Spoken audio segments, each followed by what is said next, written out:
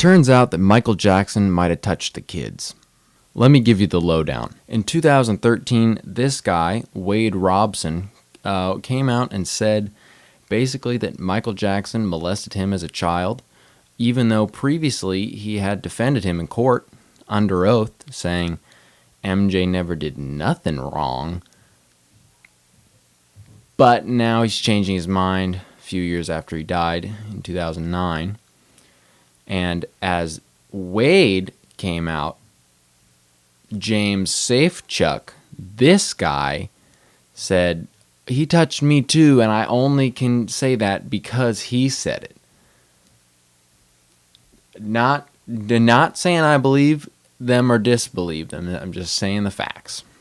A guy named Dan Reed decided that he wanted to make a movie with these two men's stories, and he made a documentary called Leaving Neverland, which came out in January of 2019, and boy, it made some people upset. There's been a whole crew of hardcore MJ fans that are like, MJ is innocent. Let's throw it on buses and trains and cars and planes and maybe boats. They're putting it all over the place. On the other side, there are people who say, these claims are absolutely true. I'm sure he was a freak show who touched little kids. And I'm going to ban him, get rid of his music. I'm never going to listen to him ever again. There are radio DJs all over the world that are pulling Michael Jackson supposedly permanently, saying they'll never play his tunes on the airwaves ever again. It's ridiculous. So, herein lies the moral dilemma. Is it acceptable to listen to a pedophile's music if it was really good? My argument is absolutely yes. I am a huge Michael Jackson fan. I have loved him ever since I was a little kid. Oh, that sounds bad. I've been a fan of him since I was young. Even that. I listened to Jackson's music before in my life.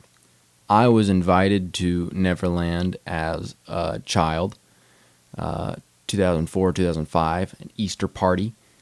My parents did not allow me to attend. Thank the Lord. Well, I wish I went. That's true. Should have gone. Top 10 mistakes in my life. Should have not abided by my parents' rules when I was 4 years old, and I should have gone to Santa Barbara County, Neverland. I was invited, not just because I was a little boy, handsome little boy, but because my family owns a property. If this is Neverland, this is my family's property. So sometimes they're like, hey, you can bring the kids. No adults. Kidding, there were probably adults there. Was he a weirdo? Yeah, look at him. He's weird. He's a weird-looking guy. I get it. I get that he's weird-looking. And maybe he has weird, perverted little thoughts about kids. And that's fucked up. But I think if you just listen to him and don't picture any of that, it's fine. The people who side with the accusers, their main argument is that they don't want any money going to the Michael Jackson estate because he was terrible, and why give him any money? Well, he's dead. Okay, he died in 2009.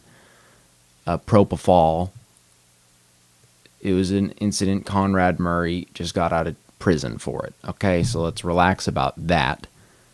But basically, people don't want to buy his records or his books, both of which are fine with me. He's dead. He's not getting any of this money. It's his kids, and his kids haven't been accused of any lewd acts. He's got a 17-year-old kid, Blanket. He looks sick. Have you seen any photos of him? He looks like a sick dude. I want to hang out with him. Shout out to Blanket. I think he doesn't want to be called Blanket anymore, but let's hang out. Let's talk about whether these guys are credible or not. Some people say, yes, I can see it. The movie made me cry. They're credible. The movie made me cry.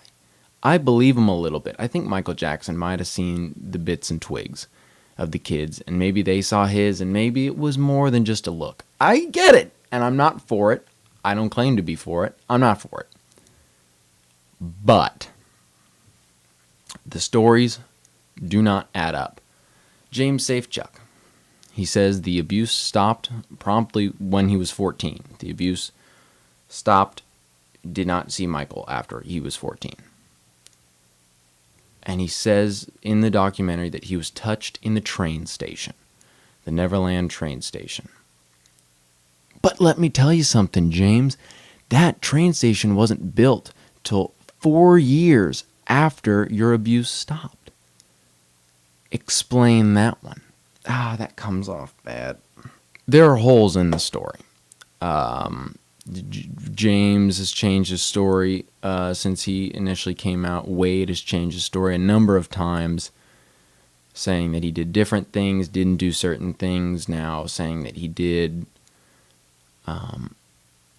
Here's my summary. Here's the big answer right here. I understand that he might have done some bad things, might have made some mistakes, but haven't we all? It's just pedophilia. No. Look, Michael Jackson might have been a bad guy. It's possible. And should you look out for the people who you idolize to see if they're actually good people? Yes, of course you should. But don't erase them. Don't delete them.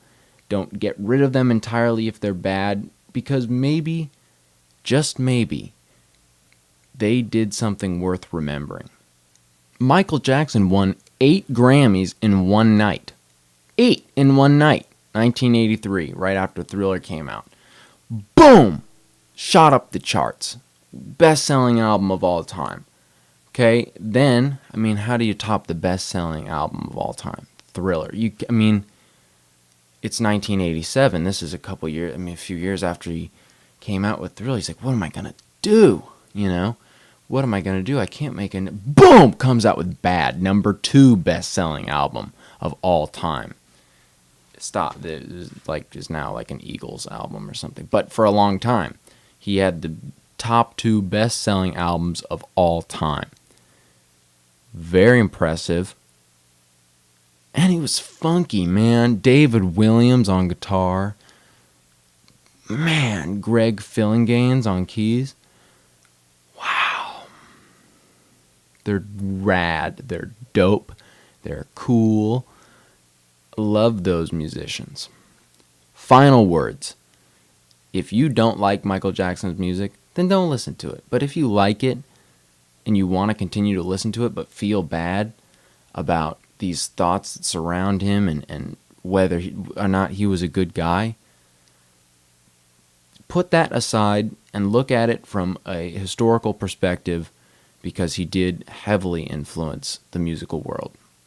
Thank you for watching. I appreciate it. Just like and subscribe. We'll see you next time when the next musical scandal arrives.